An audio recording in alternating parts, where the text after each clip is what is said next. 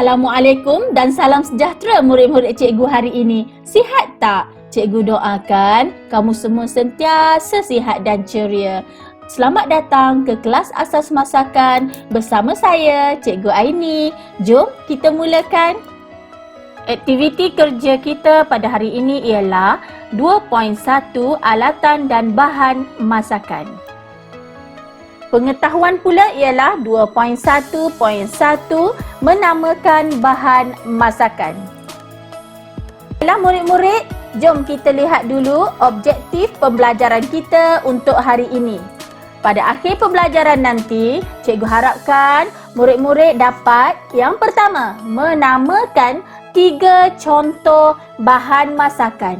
Yang kedua, memadankan gambar bahan dengan nama yang betul. Bahan masakan terbahagi kepada 2 kategori, iaitu bahan kering dan bahan basah. Okey, kita tengok ciri-ciri bahan kering dahulu. Bahan kering ialah bahan-bahan masakan yang tidak perlu disimpan di dalam peti sejuk. Yang kedua, bahan kering tahan lebih lama. Yang ketiga, bahan kering tidak mudah rosak. Yang keempat, bahan kering disimpan di atas rak atau kabinet. Okey, kita tengok ciri-ciri bahan basah. Yang pertama, bahan basah ialah bahan yang perlu disimpan di dalam peti sejuk untuk tahan lebih lama. Kerana ciri-ciri dia yang kedua, bahan basah ini tidak tahan lama. Okey, yang ketiga, bahan basah mudah rosak. Dan yang keempat, bahan basah perlu disimpan di dalam peti sejuk. Mari kita tengok contoh-contoh bahan kering. Yang pertama, beras. Murid-murid kenal tak beras? Beras tu, selepas dimasak dia akan jadi nasi. Nasi yang awak makan hari-hari tu. Contoh yang kedua, garam. Murid-murid kenal tak garam tu apa? Garam tu adalah penambah perasa di dalam masakan. Rasa dia apa? Ya, rasa masin. Contoh yang ketiga, gula. Murid-murid tahu tak rasa gula? Gula rasanya manis. Contoh yang keempat, susu. Contoh yang kelima, roti. Contoh yang keenam, sardin. Contoh bahan kering yang ketujuh ialah kaya. Contoh bahan kering yang ke-8 ialah minyak masak. Contoh bahan kering yang ke-9 ialah tepung. Seterusnya, contoh yang ke-10 ialah bawang.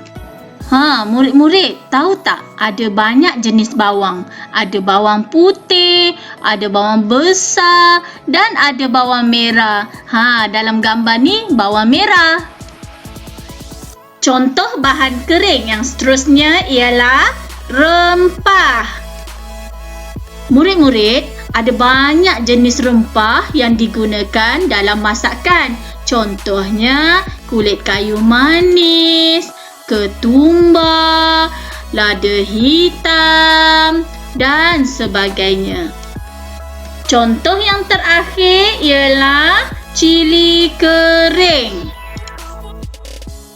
Okey, jom kita tengok pula contoh bahan basah.